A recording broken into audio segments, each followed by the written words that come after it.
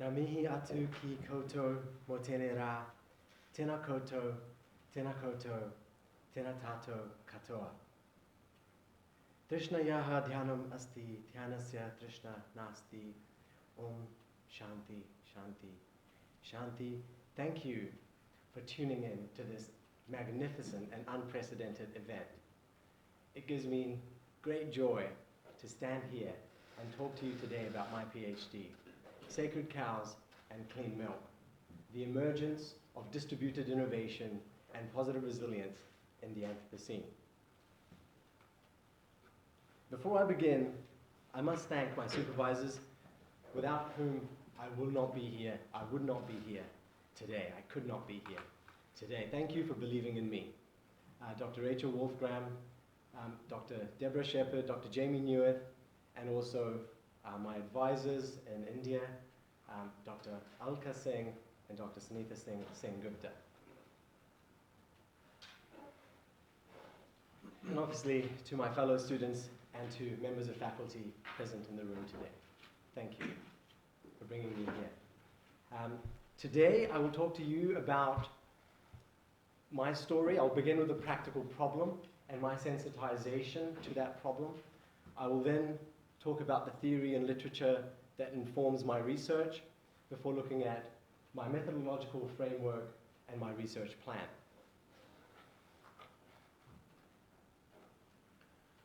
But before I do that, let me begin by explaining some key terms that underpin my research that might seem like jargon if you've never heard them before. Sacred cows is the metaphorical idea that some resource and resilience configurations are simply too important to be negotiated, or just people are too heavily dependent on them for them to be up for negotiation. For example, the role of cows in the process of milk production seems to some as irreplaceable with synthetic solutions such as, for example, genetically modified yeast, which I'll talk about later. Clean milk is the idea that the environmental impacts of milk production can be made more positive, for example, through processes such as yeast-derived milk or similar kind of environmentally friendly processes. Positive resilience is the idea that in the case of a disturbance, systems have the ability to bounce back from that disturbance, not just in terms of economic recovery, but also in terms of the recovery of social and environmental outcomes. Emergence is the philosophical worldview that seeks to reconcile deterministic and indeterministic philosophies through the process of multi-level change and provides an understanding of how change happens across these multiple levels. Distributed innovation is innovation that relies neither on market nor hierarchical mechanisms alone, but instead on relationships between organizations and their stakeholders. Inter- and intra-organizational collaboration. And finally, Anthropocene is the name given by scientists to the current geological epoch, which is characterized primarily by the increasing influence of human beings on planet Earth.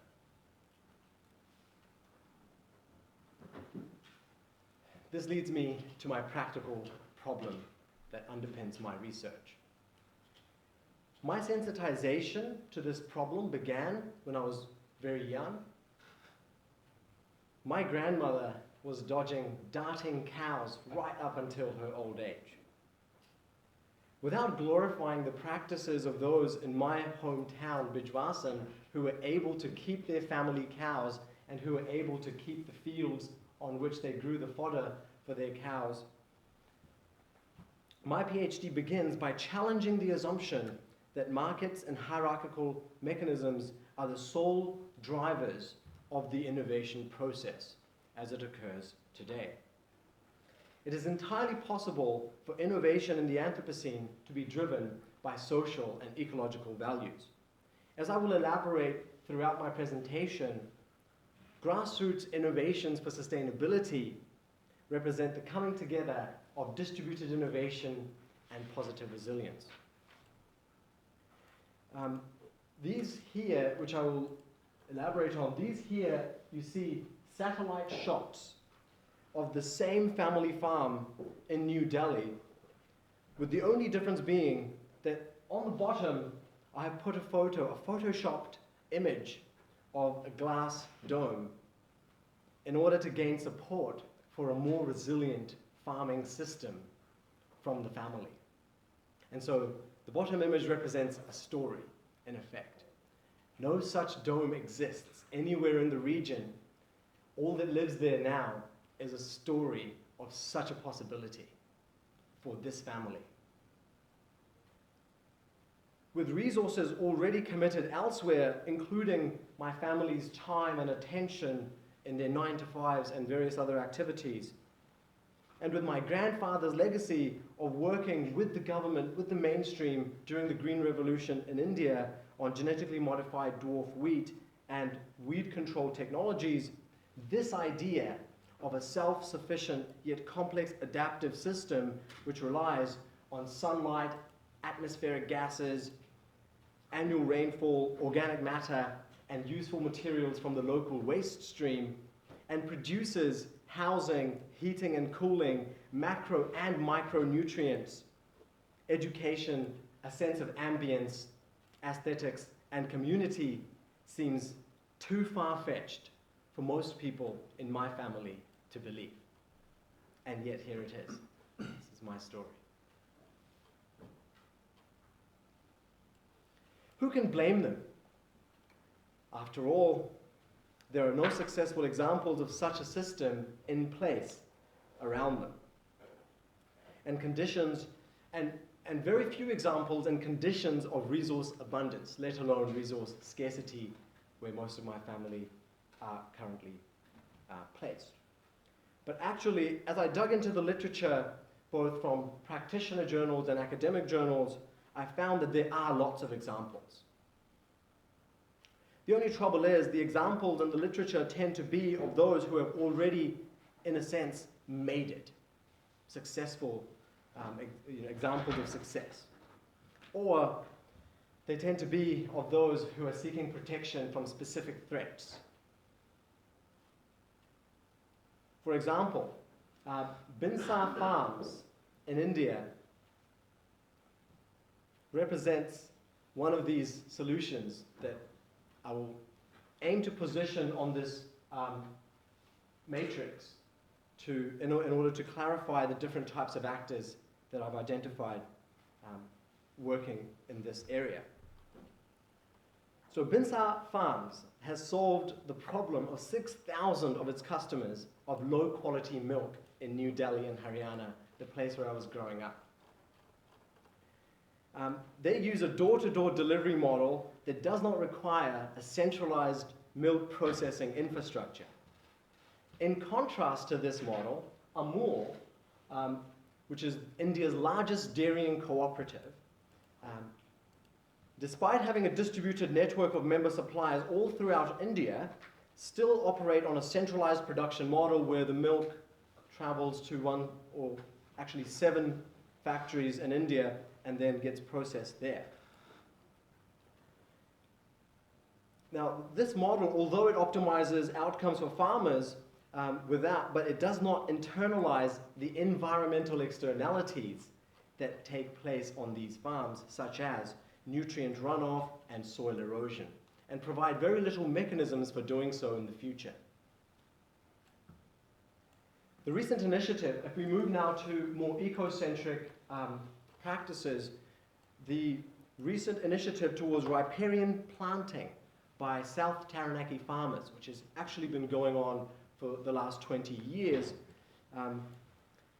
it's now a central government agenda, but it actually began as a more distributed philosophy held by the likes of biodynamic agriculture farmers in New Zealand, such as Peter Proctor. I will touch on Peter Proctor's story later on in this presentation, but Peter Proctor was really essentially the father of biodynamics agriculture in New Zealand and in India, as we will see. So,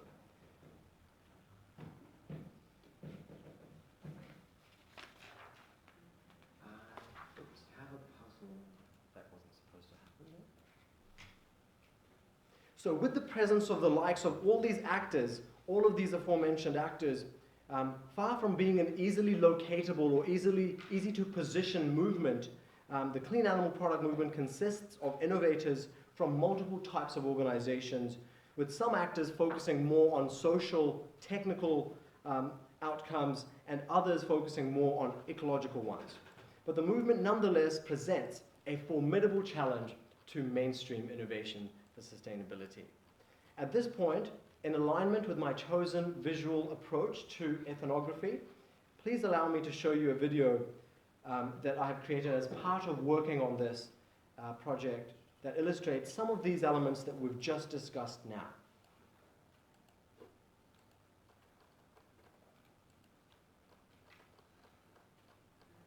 I have a puzzle I cannot solve alone. Why is the king of the jungle behind bars? Why do we waste as much food as there is hunger in the world? Why milk, despite being good for health, leads to negative environmental effects downstream? Scenes such as this. The puzzle somehow involves the secret lives of cows. Both the sacred cows we hold so dear, and the living, breathing cows we have come to treat as commodities. Both these cows are faint and terrestrial. Human beings are seen by some as aliens simply because we have little regard for our neighbors on this planet. A day will come when animals will stand on this planet as our equals. When the shadow of man as a separate being from nature will be revealed for what it is, when mankind will throw away old beliefs and have the courage to venture into the deep, dark places where the desire to maintain a bird's eye view ultimately leads. We will pierce through what we think we want, and we will realize the myth of money for what it is. A sophisticated story, a story that everyone believes, but a story nonetheless. Even God doesn't like money when it is used for sacred counts. But the people that I know are not praying for money, they are praying for animals, for families having fun in faraway lands, for young souls venturing into unexplored waters, for cities in the developing and developed world, for the delicately thin terrestrial in general. May the sun shine in the morning. May the bridges we have built bring us home. May the cows we have fathered rest cozy with their families. May the skies be rid of our smothering smokes. May the rivers be as clean can go. May the future generations flourish, despite us not being able to see that far. May we live each day with a deep, abiding respect for the forces of nature, and stand and watch in awe. I have a puzzle I cannot solve alone.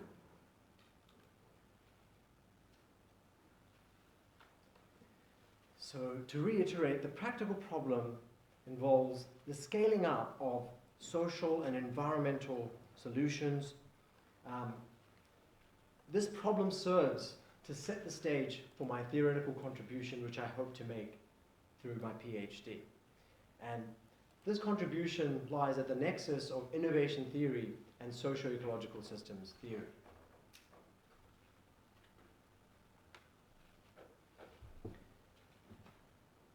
The overarching research question I aim to tackle through my PhD is how innovators overcome resource dependencies to contribute to positive resilience. This gives rise to 3 sub-questions, which I will elaborate in more detail. But before I look at these questions, let's look at the theory and domains of literature that have informed their development to date.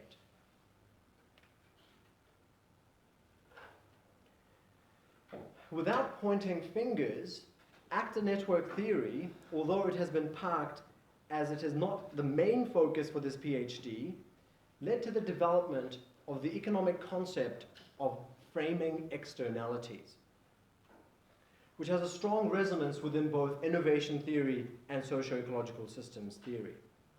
In particular, how innovators internalize environmental externalities, potentially by framing them into stories of great business opportunities, is a very interesting theme in my PhD research. Let me tell you the story of a little-known famine that occurred in India, in Mizoram, in 1961, after India had gained independence in 1947. The story goes that bamboo has this unexpected flowering cycle that, when it occurs, leads to an influx of rats in the region. And as the story goes, the government paid individuals 2.5 rupees for every 100 rats they killed in order to try to control the rat population. This led to people breeding rats for money, as had apparently happened before under the British Raj, when the British Raj tried to control cobra populations in New Delhi in the same way. And people did exactly the same thing. They started breeding cobras, according to this story. And then when the government caught on, the people simply released those cobras into the wild, contributing to the problem itself. The rats were only there in the first place because of the unexpected flowering of the bamboo. And yes, they wreaked havoc on human food. However, there are multiple ways of making sense of the intertemporal and cross-scale dynamics that exist in socio-ecological systems. Positive resilience provides a normative descriptive indicator with which we can tackle such situations, at least conceptually. For example, instead of prioritizing economic incentives for such situations, positive resilience as a normative descriptive indicator would prioritize solutions that focus on broad recovery, such as social and ecological outcomes, for example, through solutions like cover cropping, or a ritualistic feeding of rats, which in Hindu mythology occupy a very special place.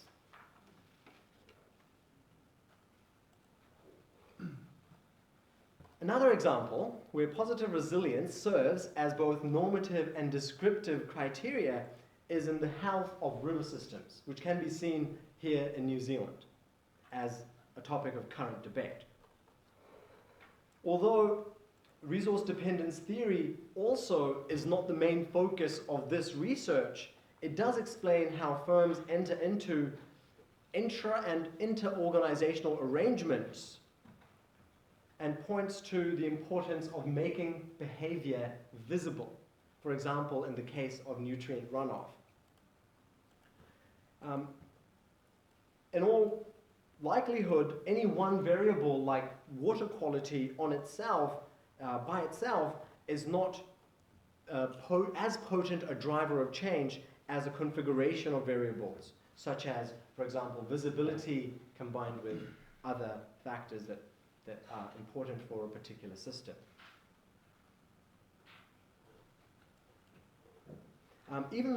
So now moving on to the second main theoretical domain informing my PhD, even though it represents a very different discipline to socio-ecological systems, the distinction between variables and configurations is illustrated by looking at the different approaches scholars have taken to the study of innovation.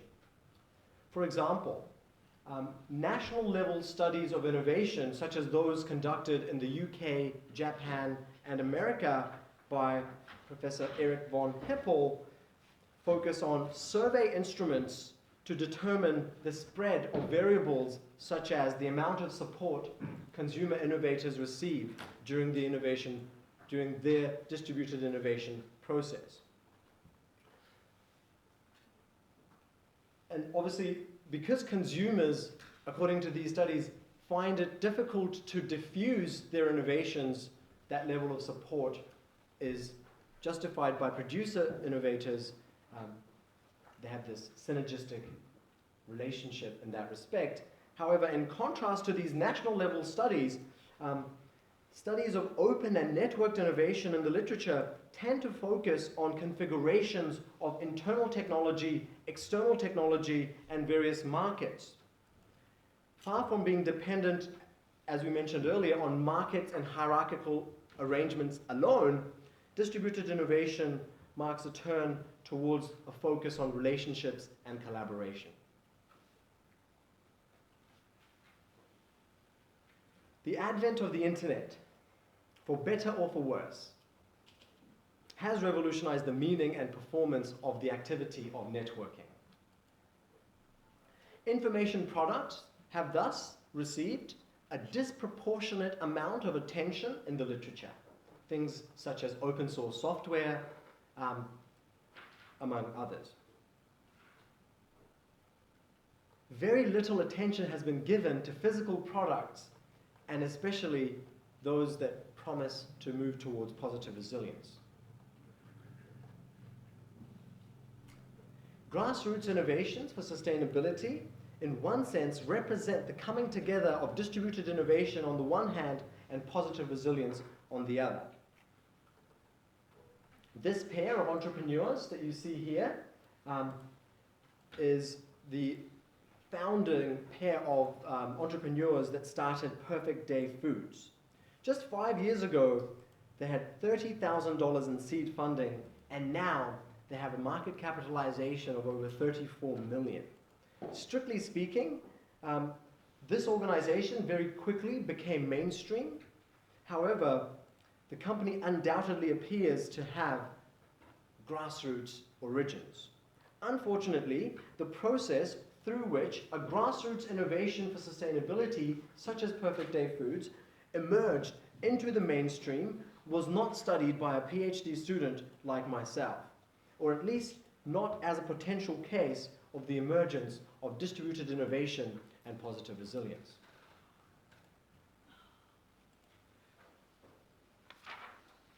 This leads me to my research problem.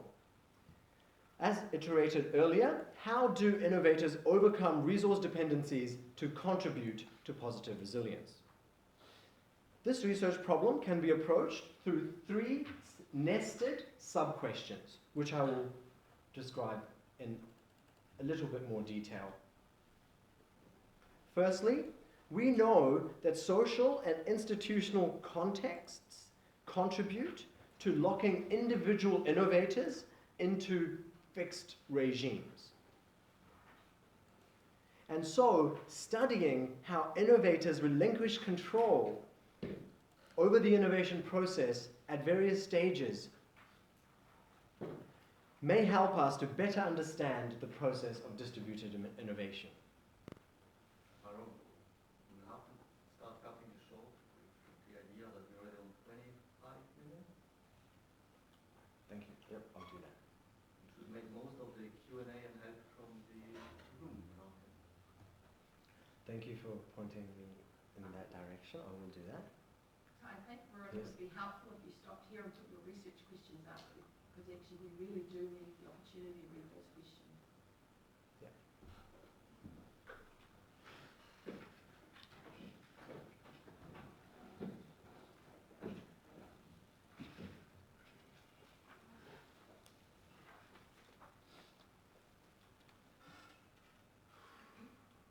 Okay, so since I'm the one who's asked you to hold the question slide, I'll take the lead and ask and offer an observation first. So I'm Lisa, you don't know me. My area is innovation management, and your topic of distributed innovation captures my attention. I tell you I don't know anything about positive resilience, but I can at least give you my observations and ask some questions around the distributed innovation side. So what I heard is that you have identified a number of different theories and models that we have in innovation that each says something about the concept of distributed innovation. As I understand it, I think what you are trying to do is to on the one hand, say that the phenomenon you see is a distributed one, and you are potentially trying to theorize the phenomenon you see by using our theories of distributed innovation, and that somehow you see that those theories by themselves are insufficient, and therefore you want to bring in the concept or the theory of positive resilience to provide a better explanation of the phenomenon you see. Is that a fair assessment, or am I off track? Yes, that is. Okay, so good. Okay, so in that case, what I really want to hear more about is one of the different theories and frameworks you listed. Which ones are most pertinent to distributed innovation? Exactly what do scholars using those theories tell us already about distributed innovation? And where exactly do their theories and their models fall over? Because from my perspective, I want to know, one, you understand the field of innovation and the extant theories, and at the moment I'm not hearing that.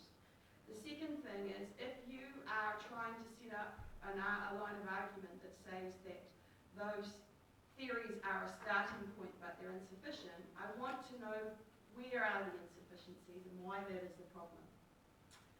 Then, because I don't know positive resilience, I want to hear a lot more about what it is, what it can explain, how it's used, and most importantly, why positive resilience provides an addition to disruptive innovation.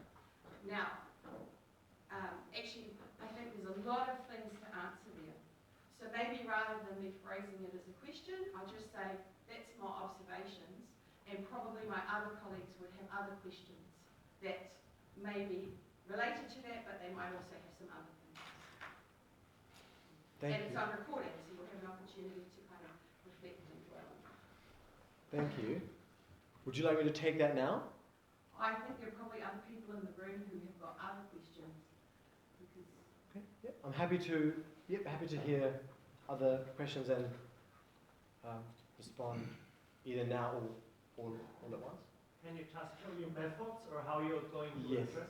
Yes. Just show the slide. Yeah, absolutely. You mentioned F-note method. Yep, I will do that. Thank you. Yep. So that's a good slide for methods.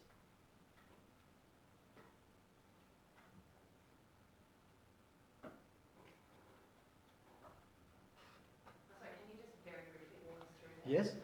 So the methodology that I have chosen for this research consists of, first of all, a qualitative methodological design consisting of process philosophy and its foundations, looking at participative narrative inquiry as a guiding framework, so looking at the stories of innovators and using a visual approach to ethnography, a sensory and short-term approach to ethnography to collect data, and conducting out purposive sampling of dairying systems in which innovators are working towards positive resilience or are attempting to contribute to positive resilience.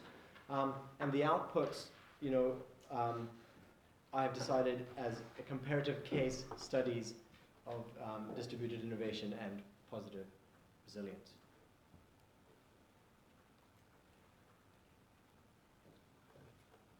Do you have some sensitizing concepts that you will be looking for? Yep, absolutely. So, for example, the details of everyday life and practices of innovators, I'm aiming to capture that through walkthrough interviews and site visits. And the benefit for sensitization is that I will be able to revisit those experiences later during the process of analysis, so to re-embed myself, so to speak, because I was there walking through, to position myself in that context and maybe see something that I had missed during that actual encounter. So, the multiple layers of nuances in that audiovisual data. Maybe just to Yes. follow up on that, because Yes. you talk about distributed innovation, right? And then you talk about you're going to follow innovators and site visits and so on. How are you going to align those two, right? Because it's distributed, meaning in principle innovation can happen in 80 different sites, and you will have no clue about where the kind of the locus of innovation is at any point of time, and so on. So how are you going to kind of align your research methodology with your framework, your innovation framework? Yeah, thank you for asking that. I think that's a very good question at this point in time to address. So these multiple forms of data, which will emerge from multiple different settings, will help me to understand how innovation is taking place within the scope and context of the clean animal product movement.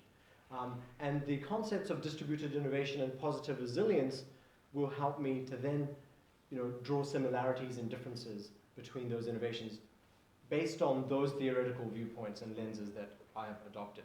So for example, if we look at two different systems, the case of Amor, that's a film called Manthan in 1976 in India, which was the first crowdsourced or crowd-funded film in India. And the second system, or representation of a system, this is a New Zealand film made in 2011. So very different places, very different times, but when we watch these films, we can draw similarities and differences pertinent to the process of distributed innovation as it contributes to positive resilience.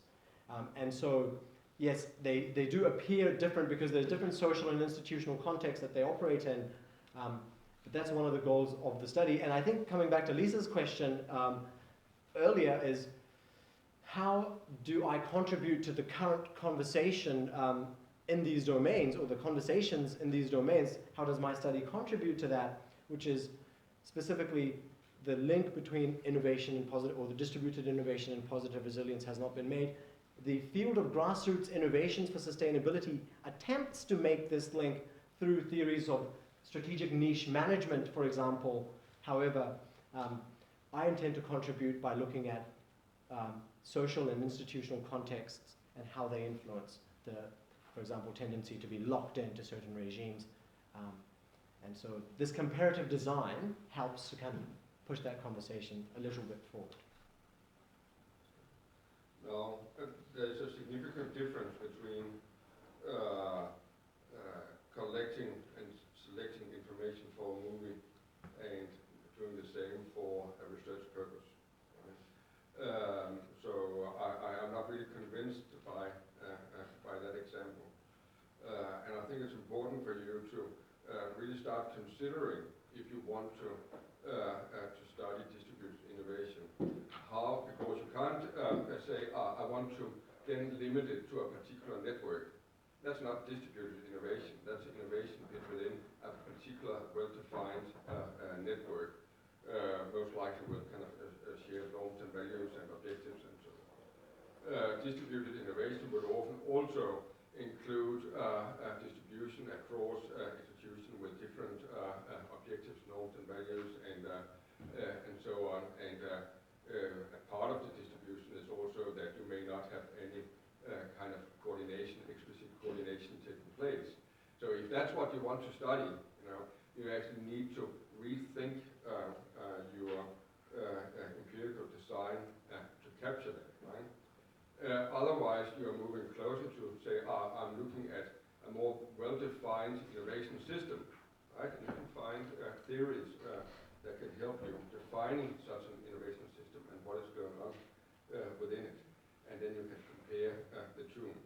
And if I look at your research method, you are significantly closer to that, right? And your comparative approach between India and New Zealand and two industries and so on would also indicate that you are more likely to end up with a perspective like that. Thank you for that feedback. That's invaluable. Thank you. In your proposal and a bit in your presentation, you seem to interchange grassroots and distributed innovation. So I totally accept distributed. Essentially would mean you're looking at one whole, but grassroots is a bit different. But then I'm confused a little bit, and I love the passion and connection to your life that you bring in. But grassroots would seem to indicate you're not so much interested in the structures and institutional aspect. Yet you brought that in as well. So I want to push you a bit. Is it grassroots or distributed? Or are you putting them together? And I'm asking because I actually am really interested in grassroots kind of research. But that's got a bit missing from the presentation. Well, thank you for the question. The way I see it, to scale up, and I might be wrong about this, to scale up grassroots innovations for sustainability, often what is needed is this focus on how they interact with the social and institutional context in which they are embedded.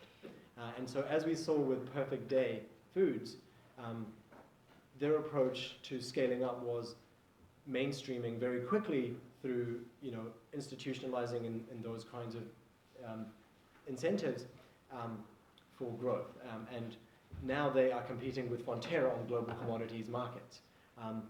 And so the environmental solutions tend to be scaled up as a result of that kind of mainstreaming process. So for me, it's very important in my research to keep an open mind as to where the line might be drawn between grassroots innovations for sustainability and more distributed innovation phenomena that are kind of more within institutional boundaries. And I'm still kind of struggling with that line myself. Maybe a bit of a follow-up to Ken's question, but I am unclear as to how you will both conceptually and practically define a case. What is the case, or constitutes a case, and where say it's an industry within a country, but where do you draw the boundaries? And I do comparative case studies. What is the point when you mention you're doing a comparative case study? What is the analytic leverage that you are intending to get from your comparison? Thank you for the question. The caseness in my study is approached as configurations of resources and resilience. So for example, the case of Perfect Day Foods began as what could be called grassroots, but later the configuration shifted to being more mainstream. So the caseness is not defined in this study according to variables, but rather according to configurations. And I'm more interested in the appearance and disappearance of these configurations, the transformation and combination of these configurations, as opposed to changes in variables across. For example, water quality in India and water quality in New Zealand as a variable, yes, they're remarkably different, and yes, they provide an insight into these two varying systems, but I'm more interested in how do the resource and resilience configurations in India compare to the same configurations here in New Zealand, which helps me to answer that question of how innovators overcome resource dependencies to contribute to positive resilience. And I'm not 100% there yet, and I would welcome further conversations with yourself on this. This is what I've thought of up until now.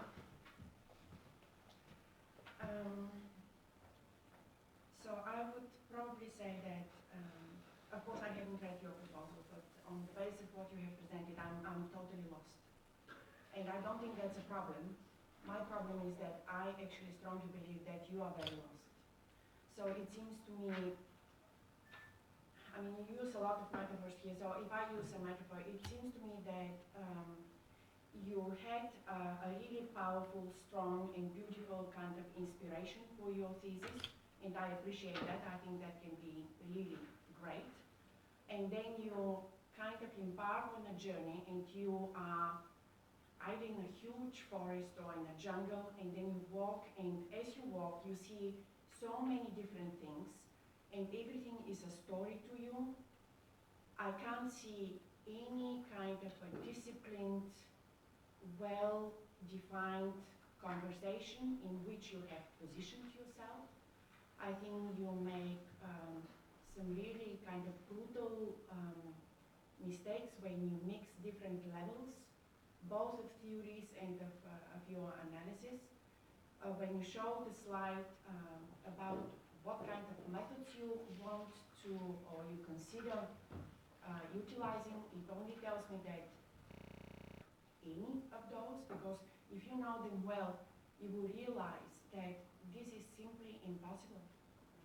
First it's impossible, and then it becomes meaningless. You can't do that.